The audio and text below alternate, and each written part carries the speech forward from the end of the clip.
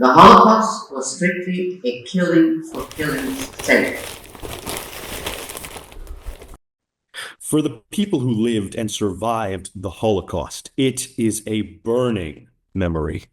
This film tells the story from beginning to end through the eyes of 16 North Carolinians who survived the genocide that killed 2/3 of European Jews. Through a series of short clips, they share their experiences. Through them, we remember. These are their stories. Our speakers came from 9 countries: Germany, Czechoslovakia, Austria, Poland, Holland, Hungary, France, Romania, and Greece. Here you can see the vineyards of Tokaj, Hungary. Prior to the war, Ilona Fuchs enjoyed a warm relationship with her Tokaj neighbors. Tokaj is a town, 5,000 people in eastern Hungary. Jews in Tokaj lived throughout the town. They were teachers, lawyers, doctors, shopkeepers. My family has lived in Tokaj for generations. We all get along well with our non-Jewish neighbors, and our neighbors would bring us lots of flowers every year just before the Jewish holiday of Shavuot, so that we could make flower crowns for the Torah in the synagogue. Czechoslovakia became a country when Germany lost the First World War. Marlene Apley's father owned a successful business there. This was my father's textile factory in 1928, and we had a very nice household with nannies and maids and cooks, and I lived in this wonderful country of Czechoslovakia. It was a free and democratic country. It existed for 20 years, and it was destroyed in 7 months. There was a region that was called the Sudetenland. So Hitler said, if you give me the Sudetenland, then there will be peace. Though Peter Stein's mother was not Jewish, it didn't save his father's family. Let me talk about my family, Stein family. This is a photo taken around 1911. So obviously this is a comfortably affluent family. My grandmother and 4 children, Rickard, Camilla, Carla, and the fellow in the sailor suit is my dad. I'm guessing he's about 9 years old. The tragedy of this photo is every person in that photo, except my father, was killed during the Holocaust. They were sent to a place called Terezin, about an hour north of Prague, and then to Auschwitz, the concentration camp. Sound of the breaking glass, in German called Kristallnacht, means and the night of the broken glass. My father was one of the officers of our synagogue. And so when he heard that the synagogue had been set on fire, well, he took me by the arm and we went to the synagogue to see if we could rescue items like Torah scrolls, like prayer books. However, it wasn't possible because the police had made a cordon, a line around the synagogue to keep everybody away. So my father very quickly packed a small suitcase, said goodbye, and took off. Kristallnacht occurred simultaneously throughout all of Nazi-controlled German-occupied territory. Hal Myers describes what happened uniquely in his city of Karlsruhe. On November 9th of 1938, I awoke about 3 a.m. when I heard strange noises downstairs in our apartment. My brother and I were sleeping on the top floor under the eaves. My brother and I then went downstairs and found our apartment totally trashed. Windows were broken, furniture had been thrown out the windows. I went outside and saw Papa standing between two policemen across the street in front of the corner shop. And he hissed at me, "Go away, get away, run, now." Our Papa had been taken to Dachau. Papa returned home in March of 1939. He was a changed man, afraid of his shadow, a shell of the man he had been. Kristallnacht. And my sister like that and she straight down into a cold road cellar. We stayed down there in the cellar without the water for 2 days and 2 nights. Never expected to have to run for our lives from Vienna and Austria, let alone from Europe to Africa. My mother was the only one in our family who felt this sense of urgency to leave at once or stay where we were and die. The only choices were Palestine, Shanghai, or Tanganyika. She wanted to go to an English-speaking place that, along with Kenya and Uganda, was known as British East Africa. My father didn't want to leave his surgical practice in Vienna, and this was in spite of his having been denounced by a patient and detained by the Gestapo, who had raided and ransacked our apartment in Vienna, stealing half of our savings, which were hidden in a cotton ball in my father's medicine cabinet. The other half was still in its hiding place in the hem of a heavy drape where my mother had inserted it and sewed it over. That money paid for our passage out of Austria. My recollections of our departure from Vienna when I was a little over 4 years old are still vivid.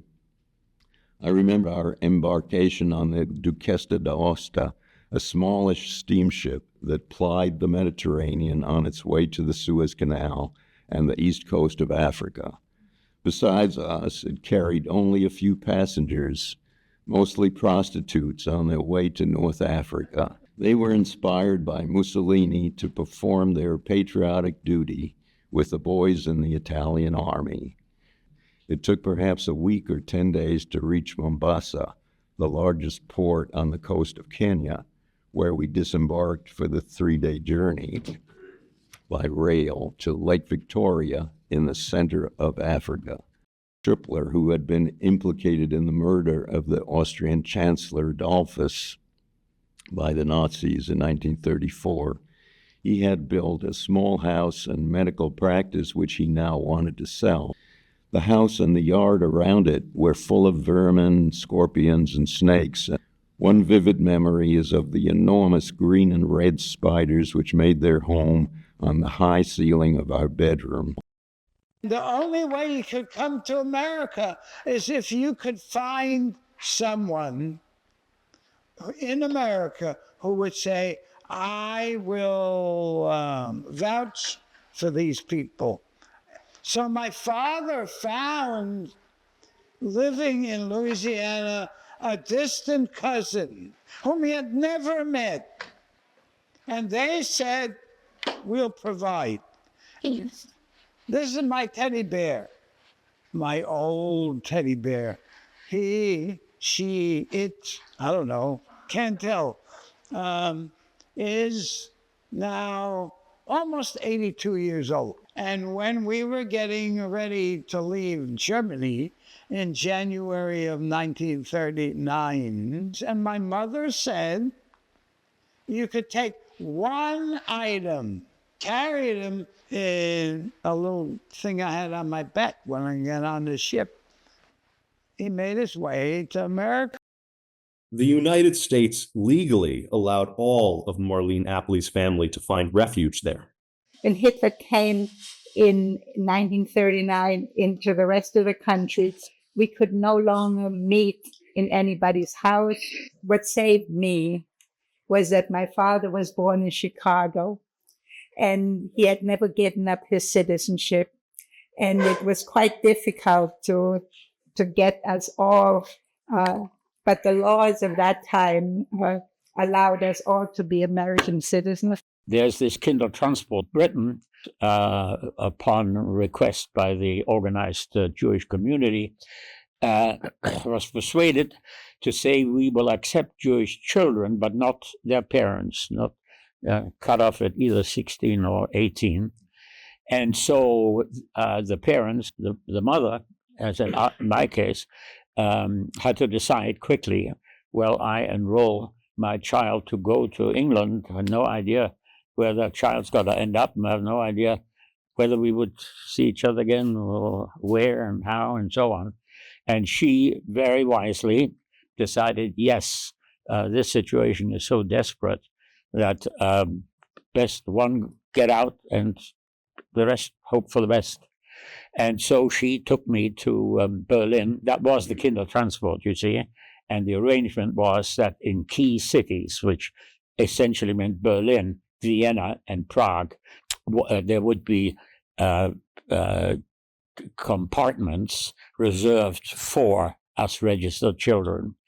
And we said goodbye in Berlin, and off I went, and we collected in Hoek van Holland in Holland, and got on board a ship and went over to Harwich, a port.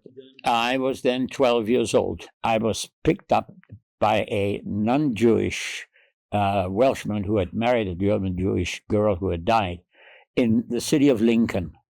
And that was in 1940. And from then on, life was very nice and normal. But made it their business to fight it. Member of a family of 10, making it 11. And they offered us the greatest gift of life. A righteous, non-Jewish family. One and 8 of ours who were friendly with my parents, but made it their business to fight it and to take us to their home and kill us for the duration. I met a young boy, Eziel Letterman.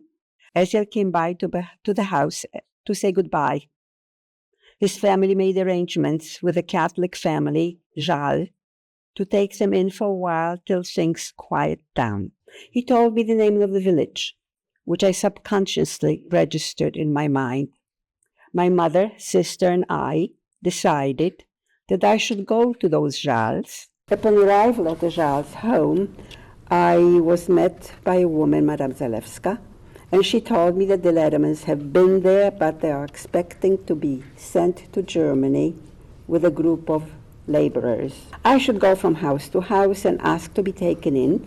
I should say I was a governess from a larger city. On October the 6th, only a couple of days after I left home, found me my new home with the farmer's family. Some neighbors came in excited and animated. They were telling how the Germans surrounded Chmielnik, where my family was, and took all the Jews away. Some loaded on wagons, the rest were forced to walk. People who were old, disabled, or unable to walk were shot on the spot. The road was strewn with dead bodies. I did not have my mother anymore, and I would never laugh and argue with my sister Halina. When we thought, I asked to my direction, and we appointed to that house mostly along with the kindest words. He said, "Don't worry.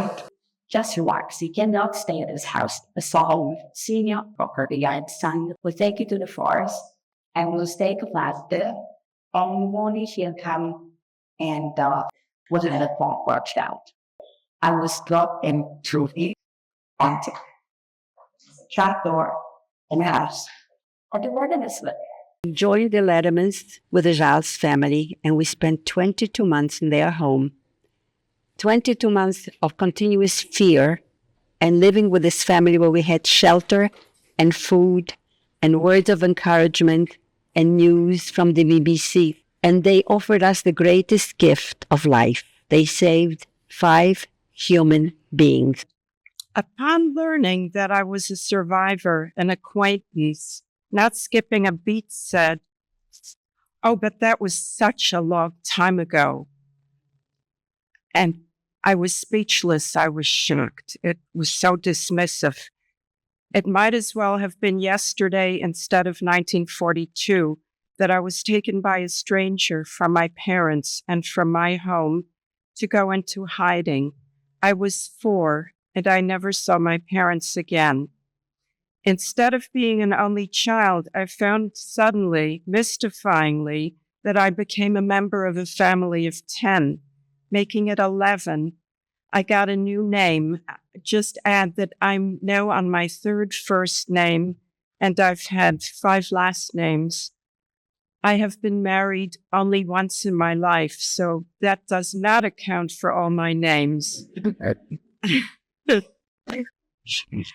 I got the new name and a new religion and was a very good little Catholic girl until after the war was over. My grandmother knew where I was, and she was hiding on the run, and one year came to see me on my birthday in December. It's very cold in Holland then. She hid by day and walked through 2 nights. I don't remember whether she stayed an hour or perhaps even less. In 1948, my grandmother and I came to the United States. Attending the life-altering Hidden Child Conference in New York in 1991 with 1,600 other hidden children, obviously from around the world, we learned and came to recognize ourselves as Holocaust survivors indeed. As Jews were rounded up in Hungary, they were sent to transit camps, from which they would eventually be sent to concentration camps. Mom, in August of 1941, the Hungarians were in control of the region, and your family was selected for deportation. So you were 17 that summer, and your father was already in a work camp. Well, they collected us in that place, Bustina, where the train is going from. In our village, there was no train, so they had to, with the trucks and whatever they could, to transport us. And what was it? Well, when we came there were hundreds of dogs surrounding us. A lot of dogs? Yeah. And a lot of soldiers with rifles pointing at us. And you were there for a while, and then the idea of escaping started. Where did the idea come from? Well, my mother, she saw how they treating the teenage girls. Well, they took them out at night, and I don't know, they said they raped them, and then they just took a bullet to kill them in the morning. So your mother was very worried about you? She was very worried. I was very scared to leave my family. I was very scared. But three of us, it was a woman in the early 40s and a young girl about my age. So we planned and we decided, and one night we just took off. So at nighttime you just ran away? We couldn't daytime because we were not only afraid of the Germans, we were afraid of the Gentile people. I was going to Budapest if I ever get somewhere. This fight took us over 2.5 months. Well, we stopped and they did the laundry and they hang up on the. So you saw some laundry hanging up to dry? Yeah, so I took off my clothes from at home. It was time already, and I put on their clothes. They're peasant clothes. And we looked for food, so wherever we could find something just to keep us going. Shelter. Well, this couple, we were in a bar. The man discovered us. He discovered us and he made us come down. And his wife came out. He said, leave the kids alone. I mean, we will help them as much as we can and we will let them go. The Nazis took control of France in June 1940, dividing the country into 2 zones. The North Zone was completely under Nazi control. However, the South was headquartered in Vichy and was controlled by the French who were loyal to the Nazis. The Vichy government initially sent 75,000 Jews to internment camps in France, who ultimately were sent to concentration camps throughout Europe. Simone Littman A newly graduated 21-year-old social worker worked with international organizations, risking her life to smuggle Jewish children out of France. My old performance story. I'm going to focus on the work of one of the Jewish rescue agency called OZE. That was the initial stand for Œuvre de Secours aux Enfants. I was part of that team early in 1941, under the direction of OZE. Special teams of workers took residents all the major camps. So it was that in the late 1941, I came to join two other OZE workers already in Kristallnacht. Kristallnacht is right down here at the border of Spain. There was, besides OZE, there was the Quakers, the YMCA, the Unitarians, the Swiss Relief, and through a long process involving some legal maneuvers. And I thought the thing was to get them out. Hal Myers was rescued by the same organization Simone had worked with. Mama opened the door, and there were two big policemen and a Gestapo agent in his black uniform, and marched us out of the house and down the main street of Karlsruhe, the Kaiser Allee, toward the railway station. We arrived in Oloron, France, at the concentration camp, Camp de Gurs. Men and women were separated, and the young children went with the women. We boys found ways of sneaking through the barbed wire and joined our fathers for prayers. One day, a Swiss flag appeared on an empty shack near our part of the camp. We were told that the next morning, the Quakers would begin providing hot breakfast for the children. We arrived at 8 a.m. to find tables set and were greeted by Alice Resch, who was in charge. She recruited the head of OSE. The two women met with Pierre Laval, the vice president of the Vichy government in southern France, in Vichy. They obtained, miracle, a letter permitting them to remove children from the camps, providing that they would be responsible for those children for the remainder of the emergency, who were bused to an orphanage in the French town of Aspet, near Toulouse. The children attended these were Jewish schools, and we provided them with all kinds of activities and Jewish education. The middle of 1942, we had probably gotten practically all the children out of camp. But all of this changed in July of 42 when massive roundups of Jewish men, women, and children took place all over France. The families were taking the children into the camp and handing them to us. Can you imagine? Handing them to us, and so that we put them in safety to a special place from which we could liberate them. What we had to do was to provide individuals with scribble records, whether legally obtained or not, which had transformed itself into a laboratory for falsifying papers and escorting people to safe places across the borders. We were able to assemble the necessary documents to examine as many people as possible. Well, the homes had to begin to forge false identity papers and to organize clandestine border crossing into Switzerland and into Spain for the older teenagers. Actually, the Germans came to round up holy sons with their counselors. All of us in the network had to acquire a new identity.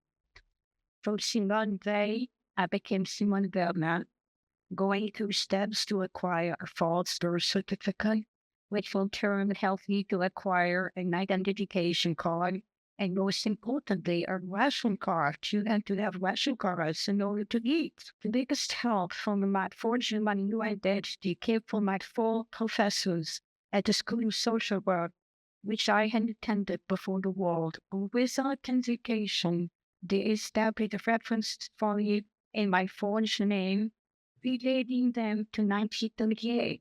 The first gesture of encouragement came from the Archbishop of Toulouse and his assistant. He gave our director letters of introduction, which were to open many doors.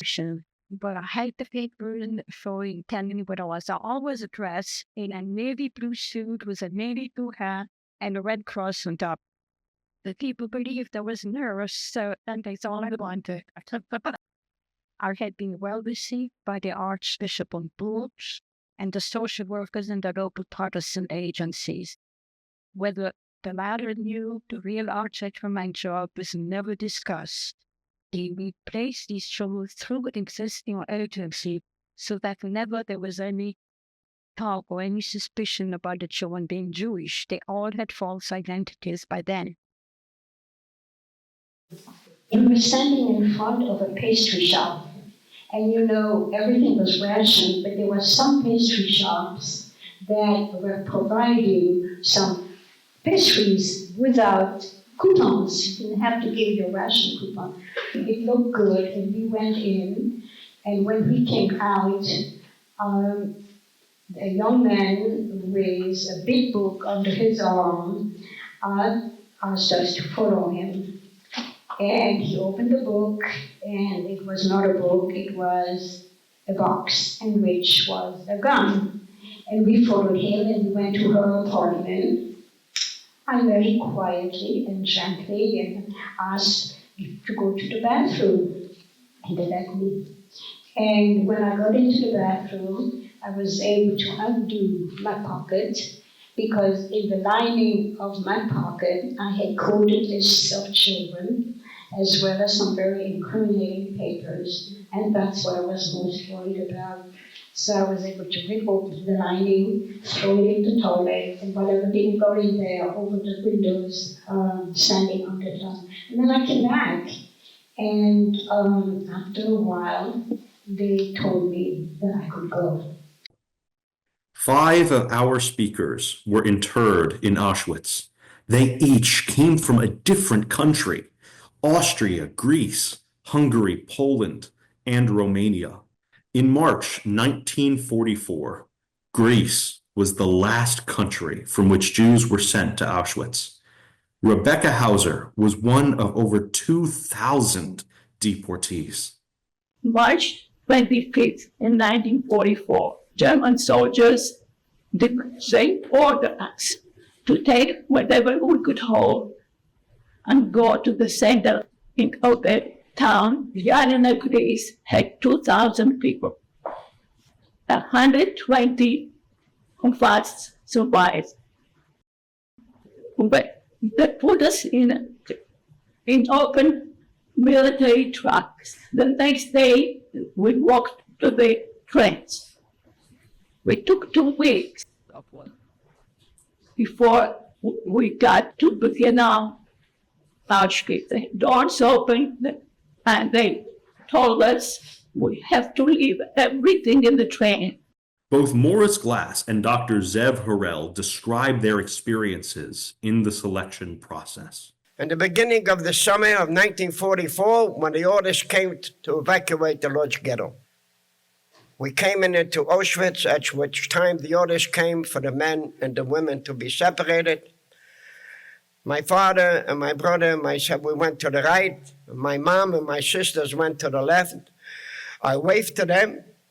They waved back, and I never saw them again. We were taken to the ghetto, and from the ghetto, by cattle cars, to a place called Auschwitz. If you were 15 years or younger, if you were 50 years or older, they would send you one way and send you in what looked like showers, but instead of, when you turn it on, instead of water, the gas would come on. I remember the night when we arrived at Auschwitz. Beautiful night. Skies full of stars. But one of the persons who was working there, one of the persons that was there looked at me and said, "How old are you?" I couldn't think of anything else but to tell the truth. I'm 14 years old.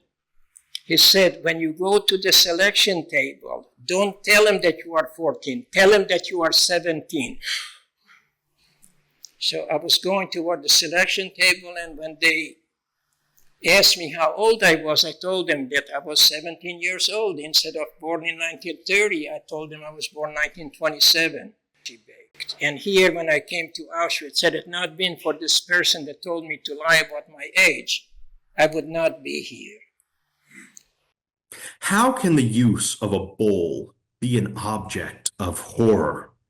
Dr. Susan Cherniak-Spatz can help us understand the kind of everyday treatment that was used to degrade the inmates. I was lucky enough to have gone to Auschwitz with them, so when we came in, we were told to the undress, shaving from top to bottom. The next step was an ice cold shower for 1 minute, and the next step was going into the large room where the tables arranged. The first table was the underwear, which was striped so that they wouldn't feel material, boxer shorts and the shirt. And the next step were shoes, if you were lucky. After that, we were at the table, we were given a number. My number is 34042, 34,042 in January of 1943. And after that, a bowl. The bowl was, I would say, the abyss of humanity. One bowl for drinking, for eating, for nothing. We had the spoon of workmen, the head of the Chisco.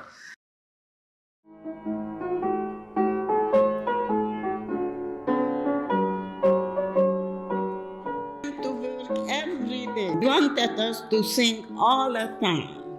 We made a word to a popular song, Lily Marlene, that we could sing while we was walking. The most important thing for us, the three sisters, was that we should stay together.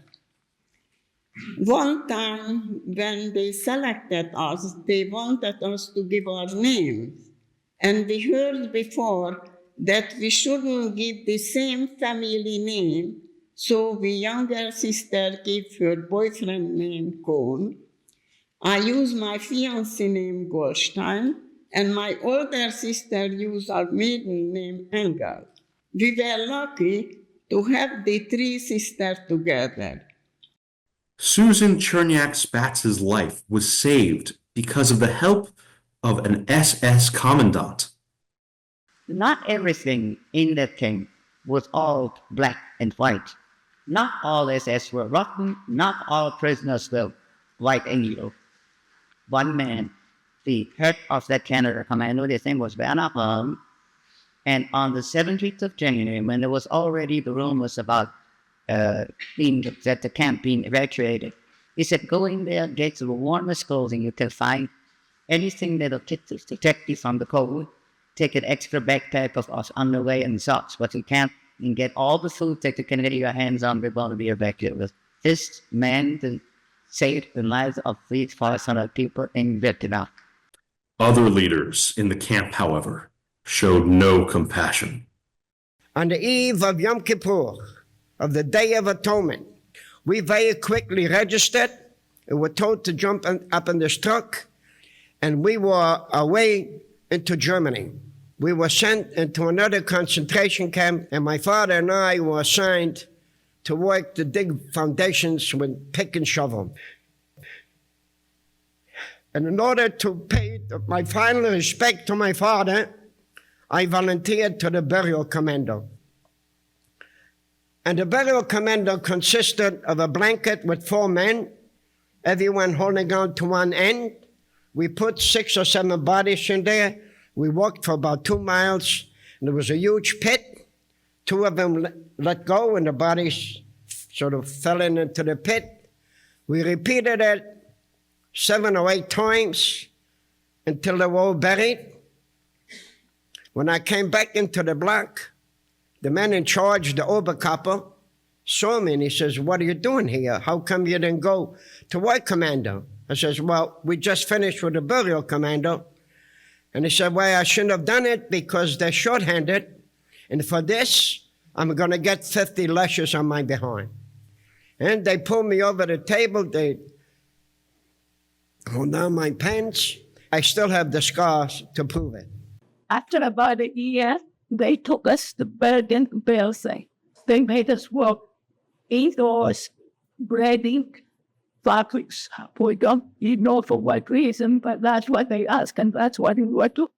People started getting sick with vomiting and diarrhea. One after the other, they were getting sicker and sicker. Before you knew it, was corpses all over the camp. At the end of April of 1945, English soldiers camp. I was very sick at the time. I was falling in the street, in the lines, and vomiting, and talking to myself, we are liberated.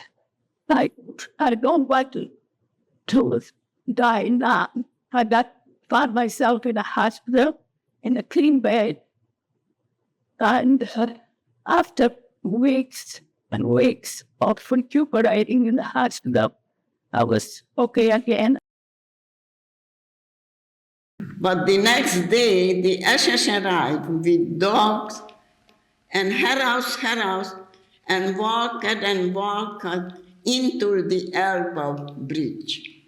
As we crossed the bridge, bombers came, and those who were still on the bridge were killed.